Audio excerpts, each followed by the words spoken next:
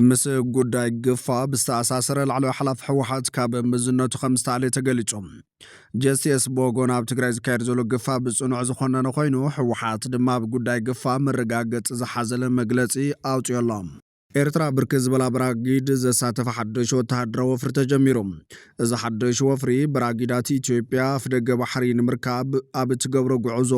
ዘድሊ ዓወት ንምጉንጻፍ ላዕለዎት ወተሃደራዊ መኮንናት ኢትዮጵያ እኹል ምድላው ክገብሩ ከም ዝግባእ ላዕለዋይ ኣዛዚ ሓይልታት ምክልኻል ኢትዮጵያ ኢታማዦር ሹም ፊልድ ማርሻል ብርሃኑ ጁላ ኣብ ዝገለጸሉ ቅጽበት ምዃኑ ትኹረት ስሒቡሎም ብወገን ዓፋርን ወደብ ዓሰብ ኤርትራ አንጻር ስርዓት ብልጽግና ብረት ዘልዕሉ ዓፋሮቶት ንመጥቃዕቲ ድልዋት ምዃኖም ኣፍሊጦም ሃገራዊ ስውራዊ ግንባር ሓድነት ዓፋር ካብ ናይ ደባይ ቃልሲ ወፂኡ አንጻር ሰራዊት ስርዓት ብልጽግና ግንባራት ኣብ ምኽፋት ከም ዝርከብ ይኣውጁ ዘሎ ሰላም ጥዕና ሃበልና ቤተሰብ ባፎት ሚድያ ነሰዓት ዝሓዝናዮም ሓበሬታታት ብቐንዲ ነጥብታት ፈሊምናዮም ንምድለዋትና ላይክ ሼር ንሚድያና ሳብስክራይብ ብምግባር ንኽትከታተሉና ብኽብሪ ብምዕዳም ናብ ዝርዝሮም ኣቢልና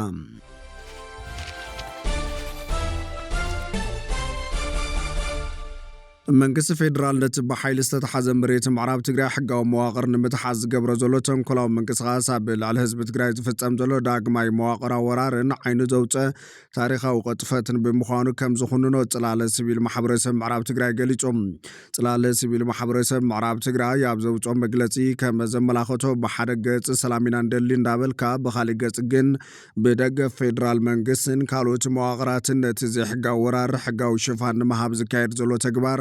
ሰላም ዝዘርግን ጠቕሊሉ ናብ ከቢድ ሓደጋ ዘምርሕ ንህዝብና ዳግም ናብ ኩናት ዝደፋፍእ ቆልዕ ተጻብኦን ምዃኑ ይገልጽ መንግስቲ ትግራይ ነዚ ኣብ ምዕራብ ትግራይ ዝካየድ ዘሎ ሓደገኛ ሸርሒ ብትኹረት ብምክትታል ቅዋም ህዝቢ ትግራይ ዘንጸባርቕ ህጹጽ መግለጽን መብርህን ክህበሉ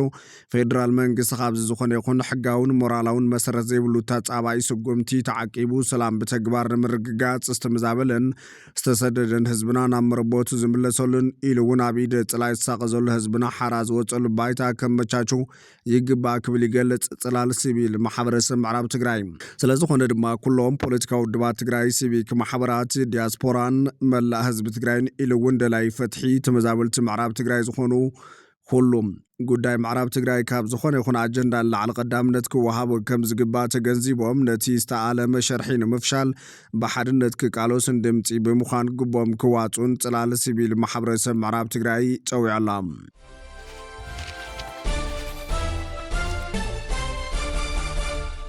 ማሕበር ሕክምና ትግራይ ንማእሰርቲ ዋና ፈጻሚ ስራሕ ሆስፒታል ዓዲግራት ኮኒኖሎም ማሕበር ሕክምና ትግራይ ስፔሻሊስት ሕክምና ህጻናትን ዋና ፈጻሚ ስራሕ ሓፈሻዊ ስፔሻላይዝድ ሆስፒታል ዓዲግራት ዝኾነ ዶክተር የማነ ገብረ ማርያም ብዘይ ኣግባብ ከም ዝተኣሰረ ብምግላጽ ነቲ ተግባር ዝቃወም መግለጺ ኣውፅዮሎም እቲ ማሕበር ኣብ ዘርግሖ ወግዓዊ መግለጺ ከም ዝሓበረ ዶክተር የማነ ኣብ ትግራይ ብዓውዲ ሕክምናን ትምህርትን ንነዊሕ እዋን ዘገልገለም ብኣመራርሓ ኣገልግሎት ጥዕናን ብመምህርነት ሕክምናን ዝፍለጥ ገዲም በዓል ሞያ ኢልዎሎም ብተወሳኺ እቲ በዓል ሞያ ቅድም ክብል ናይቲ ሕክምና ማሕበር ኣባል ፈጻሚ ቦርድ ከም ዝነበረን ኣብዚ ሕዚ እዋን ድማ ኣባል መኻር ቦርድ ኮይኑ የገልግል ከም ዘሎ እቲ መግለጺ ኣረድዮሎም ዶክተር የማነ ኣብ ቀይዲ ዝወዓለ ሜድኢድ ኣፍሪካ ብዝተሰመየ ሙያዊ መደብ ንምስታፍ ናብ ኣዲስ ኣበባ እናተጓዓዘ ከሎ ምዃኑ እቲ ሓበሬታ ኣረድዮሎም ክሳብ ሕዚ ንስድራ ቤቱ ንመሳርሕቲ ይኹን ነቲ ማሕበር ዶክተር የማነ ዝተኣሰረሉ ሕጋዊ ምኽንያት ከም ዘይተገለጸ ተፈሊጦሎም እቲ ማሕበር ብተወሳኺ ዝክፍጸም ዝጸንሐ ማእሰርቲ ሰብ ሙያ ሕክምና ጥሕሰት ብነጻነት ምንቅስቓስን ምውዳብን ብምባል ሙያውን ትምህርታውን ንጥፈታቶም ብዘይ ዝኾነ ምትትታው ናይ ምስራሕ መሰሎም ክሕሎ ተሓሳሲቦሎም እዚ ተግባር እዚ ኣብ ዓውዲ ጥዕና ትኽልል ጽልዋ ከም ዘለዎ ዝሓበረት መግለጺ ብፍላይ ነቲ ልዑል ቁፅሪ ዘለዎ ህዝቢ ዘገልግል ዘሎ ሆስፒታልን ንሰብ ሙያ ጥዕና መጻኢ ዘሰልጥን ዘሎ ማእኸል ትምህርትን ስሩሑ ዘተዓናቕፍ ምዃኑ ኣመላኺቶም እቲ ማሕበር ዶክተር የማነ ብዘይ ዝኾነ ይኹን ቅድመ ኩነት ንኽፍታሕን መሰሊ ሰብ ሙያ ጥዕና ክኽበርን እቲ ማሕበር ፀዊዖሎም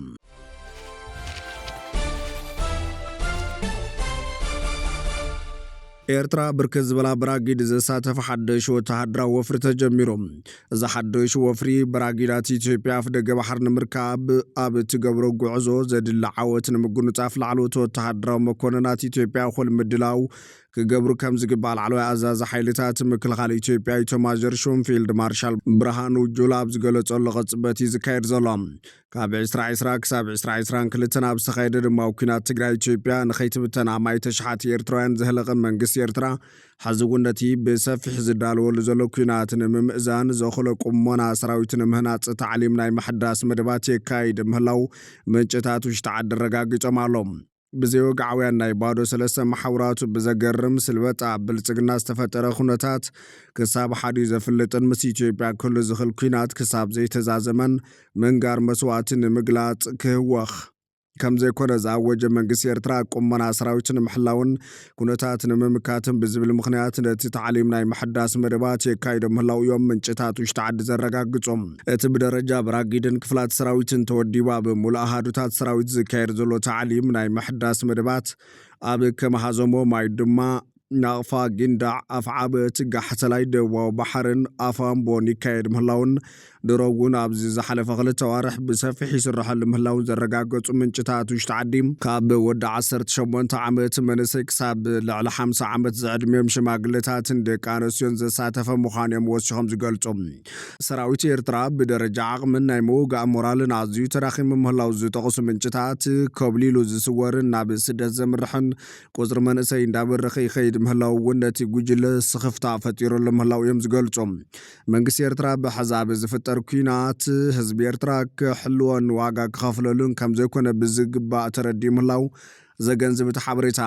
ካብ ዘቐደመ ኩናት ዝተረፈ መንእሰይ ትግራይ ቁፅሪ ናብ ኩናት ዝወፍር ሰራዊት ንምምልማል ከም ጽቡቕ ኣማራፂ ስለ ዝውሰድ ህግደፍ ክሳብ ወተሃደራዊ ስልጠና ንምሃብ ክሰርሕ ምዃኑን ትግራይ ሙሉእ ብምሉእ ብድሌታት ናይቲ ጽንተት ጉጅለ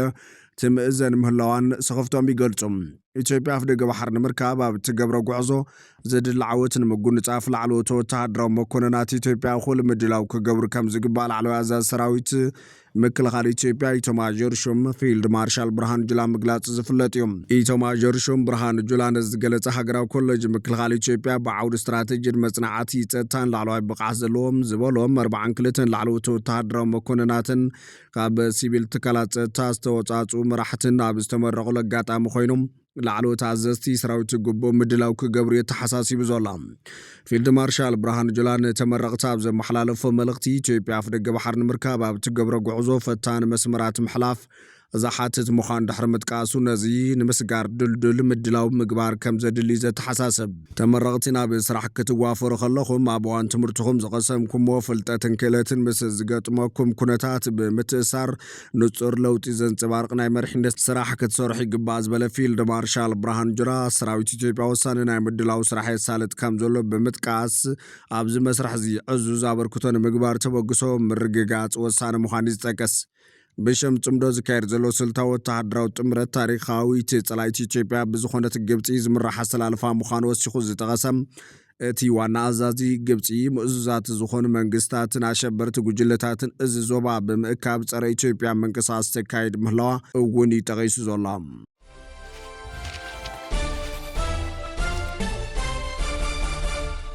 ብወገን ዓፋርን ወደብ ዓሰብ ኤርትራ አንጻር ስርዓት ብልጽግና ብረት ዘልዕሉ ዓፋሮቶት ንመጥቃዕቲ ድልዋት ምዃኖም ኣፍሊጦም።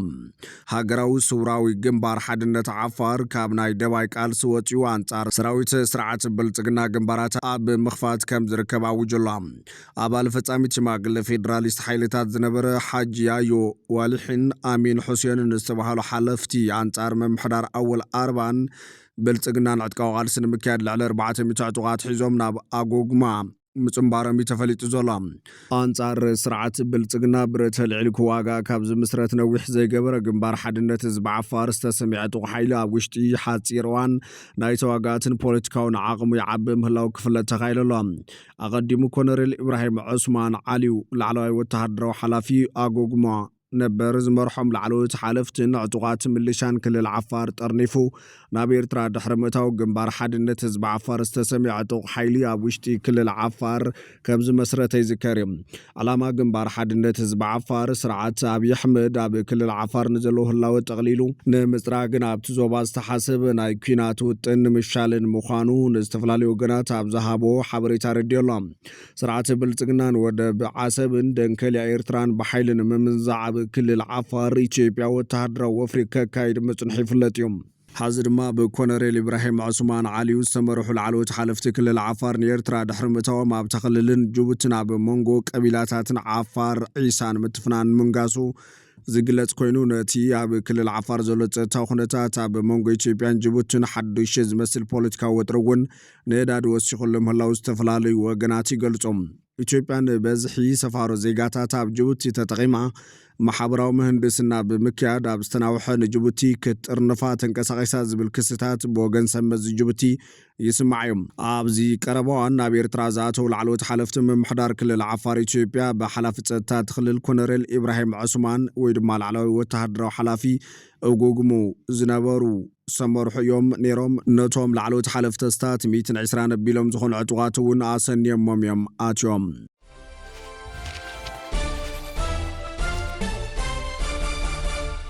ምስ ግፋ ብዝተኣሳሰረ ጉዳይ ላዕለዋይ ሓላፊ ሕወሓት ካብ መዝነቱ ከም ዝተሃለየ ተገሊጾም ጄስኤስ ቦጎን ኣብ ትግራይ ዝካየድ ዘሎ ግፋ ብጽኑዕ ዝኾነነ ኮይኑ ሕወሓት ድማ ብጉዳይ ግፋ መረጋገፂ ዝሓዘለ መግለፂ ኣውፅዮላ ኣመሓዳሪ ወረዳ ኢሮብ ዞባ ምብራቕ ትግራይ ዝኾነ ኣይተ እያሱ ንመስርሕ ግፋ መንእሰያት ወረዳ ኢሮብ ብዝግባእ ኣይተግበረን ብዝብል ክሲ ካብ ስልጣኑ ከም ዝተባረረ ተገሊጹ እቲ ኣመሓዳሪ ነቲ ሕወሓት ብዝመርሖ መንግስቲ ትግራይ ዝተኣወጀ ግዱድን ዕስክርና መደባት ከተግብርን ኣብ ወረዱ ዘድሊ ምትሕባር ከተግብርን ግዴታ ከም ዝነበሮ ዝተገለጸ ኮይኑ ይኹን እምበር ምትሕባር ከርእን ነቲ ኣዋጅ ከተግብርን ብዘይምኻሉ ካብ ስልጣኑ ከም ዝተኣለየ እዩ እቲ ዝረኸብናይ ሓበሬታ ረድዮም እዚ ከምዚ ኢሉ እንከሎ ኣብ ዞባ ምብራቕ ትግራይ ፍሉይ ቦታ ሰብያ ከባቢታት ጉሎሞ ኸዳ ኣይረር ማእኸል ስልጠና ክካየድ ዝቐነየ ታዕሊም ኣብ ዝሓለፈ ሳልስቲ ብኸቢድ ብረት ናብ ዝተሰነየ ናይ ተኽሲ ምንቅስቓስን ምብፅሑ ካብቲ ከባቢ ዝረኸብናዮ ሓበሬታ ዘረጋገፀ ኮይኑ እቲ ኩነታት ኣብ ነበርቲ ከቢድ ስኽፍታ ፈጢሩ ምህላው እዩ ዝእመን ብተመሳሳሊ ኮሌጅ ምብፃእ ወርቂ ኣብ ዝበሃል ደቡባዊ ማእዝን ዓዲግራት ከተኣኻኸብ ዝቐነየ ሰራዊት ትግራይ ካብ ትማል ጀሚሩ ናብ ስሩዕ ተዓሊም ብምእታው ክሳብ ማይባዓን ክሳድ ዓለቋን እናተንቀሳቐሰ ስሩዕ ተዓሊም ከካይድ ጀሚሩ ምህላው ናይ ዓይኒ መሰኻኽር ዘረጋገፁ ኮይኖም ኩሉ እቲ ኣብ ትግራይ ዝረአ ዘሎ ኩነታት ኩናት ዘይተርፍ እዩ ናብ ዝብል መደምደምታ ይውሰድ ምህላው እዮም ብዙሓት ዝስማዕምዑ ዓለም ለኸ ማሕበር ምሁራትን ሰሙያን ትግራይ ጄስቲኤስ ድማ ኣብ ዘውፅኦ መግለፂ ብሕወሓት ኣብ ልዕሊ መናእሰይ ዝካየድ ዘሎ ግፋን ሰፊሕ ዘይሕጋዊ ወተሃደራዊ ወፍርን ብጽኑዕ ኾኒኑ ኣሎ ጄስቲኤስ ካብ ላዕለዎት ኣካላትን ነበርትን ብስእልን ቪድዮን ዝተደገፉ እሙናት ጸብጻባት ከም ዝበጽሕዎ ብምግላጽ እዚ ናይ ገዛ ፍተሻ ዝተደገፈ ግፋ ብቐትርን ለይትን ይፍጸም ከም ዘሎን መናእሰይ ካብዚ ንምምላጥ ጉቦ ክኸፍሉ ይግደዱ ከም ዘለውን ኣፍሊጦም እዚ ተግባር እዚ ንቅዋም ኢትዮጵያን ክልል ትግራይን ዘፍርስ ምስታብ ኤርትራ ዝርከብ ናይ ግፋ ተመክሮ ዝመሳሰልን ምዃኑ ጠቒሶላ በዚ መሰረት ጄስኤስ ነዞም ስዕብ ጻውዒታት ተቕሪቦሎም ንመርሕነት ሕወሓት ነዚ ናይ ጉዱድ ዕስከራ ብቕፅበት ደው ከብሎን ናብ ሰላማዊ ፖለቲካዊ መስርሕ ክምለስን መናእሰይ ትግራይ ድማ ነዚ ሕጋዊ ግፋ ምቋምን ምእባይን ክቕፅልሉ ንህዝቢ ትግራይን ሲቪል ማሕበረሰብን ነቲ ተግባር ብምኹናን ነቲ ናይ ፕሪቶርያ ስምምዕ ብግቦ ብምትግባር ተመዛበልቲ ብኽብሪ ክምለሱ ባይታ ክጣበቑ ንህግራዊ ማሕበረሰብን ፈረምቲ ፕሪቶርያ ንዝግህሰት እዚ ብንጹር ክኹኑንን ድሕነት መናእሰይ ትግራይ ጽኑዕ ምክትታል ክገብሩን ሓቲቶሎም ሕወሓት ድማ ብፍጹም ምትእምማን ዝተመርኮሰ ወፍሪ ክተት እምበር ገፋ ዝበሃል ነገር የለን ኣብ ትግራይ ክብል ኣፍሊጦሎም ሰሙናዊ መልእኽቲ ሕወሓት ህዝቢ ትግራይ ካብ ሓደጋ ዓርሱ ናይ ምክልኻል ተፈጥራዊ መሰል ኣለዎ ዝበለ ኮይኑ እዚ ተፈጥራዊ መሰል ዝረጋገጽ ድማ ዓቕምታቱን ብሄራዊ ትካላቱን እንትጠናኸር ጥራዩ ጸላኢ እዚ ስለ ዝፈልጥ ድማ ንውሕዳት ትግራዋይ ክብርታትን ሓቦን ዘይወነኑ ከዳዓት ዓሲቦም ነዚ ዓቕሚ እዚ ንምሽርሻር ወፍሪ የካይደሎ እዚ ምፍራስ ብሄራዊ ትካላት ከም ዕላማ ሒዙ ዝካየድ ዘሎ ወፍሪ ነቲ ኣብ ሙሉእ ምትእምማን ምርድዳእን ተመስሪቱ ዝፍጸም ዘሎ ምጥንኻር ብሄራዊ ዓቕምታት ንምትዕንቓፍ ትኹረት ብምግባር ይስራሕ ኣሎ ክብል ይገሊጾም እንተኾነ ኣብ ትግራይ ዘለዉ ሰበስልጣናት ካብ መጀመርታዊ ወርሒ ሚያዝያ 2026 ጀሚሮም ዕድሚኦም 15 ዓመት ዝኾኑ ህፃናት ሓዊሱ ሲቪላት ብሓይሊ ክዕፉንን ብዘይሕጋዊ መንገዲ ናብ ዕጡቕ ሓይሎም ከማልኡን ከም ዝጸንሑ ትካል ተጣባቒ ሰብኣዊ መሰላት ሂማን ራይትስ ዎች ኣፍሊጦሎም ብመሰረት ካብ ዝተፈላለያ ከተማታትን ዓድታትን እትኽልል ዝተረኸቡ ሓበሬታታት ዕጡቓት ሓይልታትን ሰበስልጣንን ትግራይ ነባራት ተዋጋእቲ ሰላማዊ ሰባት ኣብ መንገድታት ኣብያቱ ዕዮም ብለይቲ ብዝግበሩ ናይ ገዛ ንድሕሪ ገዛ ፍተሻታትን ከምውን መንእሰያት ቀንዲ ምንጪ ስራሕ ካብ ዝኾኑ ናይ ወርቂ ዓደና ቦታታትን ይዕፉን ወመለው ኢሎም ናይ ሁማን ራይትስ ዎች ምክትል ዳይሬክተር አፍሪካ ሌትሻ ባድር ብዛዕባ ዘመልኪታ ኣብ ዝሃቦቶ መግለጺ ሰበስልጣን ትግራይ ንሰላማዊ ሰባት ብሓይሊ ናብ ሰራዊቶም ንምእታው ዘካየድዎ ዘለዉ ወፈራ ኣብ መላእቲ ክልል ናይ ፍርሒ ሃዋሃው ይፈጥር ኣሎ ኢላ። እታ ዳይሬክተር ስዒባ ሰበስልጣን ነዚ ወፍሮም ብቕፅበት ደው ከብልዎን እቶም ብዘይሕጋዊ መንገዲ ዝተመልመሉ ዜጋታት ናብ መንበሪኦም ክምለሱ ከፈቕዱን ፀዊዓ። እቲ ትካል ብሰንኪቲ ኩናት ብሓይሊ ዝተመልመሉ 6 ፍጻመታት ዘንጸባርቕ ሰነድ ዘዳለዉ ኮይኑ እዚ ድማ ኣብ ወርሒ ሰነ ምስ ምስክራትን ኣዝማድቶም ዝተመልመሉን ሓዊሱ ምስ 18 ሰባት ብቴሌፎን ብዝገበሩ ቃለ መሕተት ዝተረጋገፀ ምዃኑ ረድዩ። እዚ ናይ ምምልማል ስራሕ ኣብ መንጎ ፌደራላዊ መንግስቲ ኢትዮጵያን ህዝባዊ ወያነ ሓርነት ትግራይ ሕወሓትን ኣዋርሒ ዝቐፀለ ወጥሪ ስዒቡ ዝመፀ እዩ። እቶም ክልተ ወገናት ካብ 2020 ክሳብ 2022 ኣብ ዝተኻየደ ደማዊ ኩናት ተዋጊኦም ከም ዝነበሩ ናብ ሕዳር 2022 ናይ ሰላም ስምምዕ ከም ዝፈረሙን ኣዘኻኺሮላ።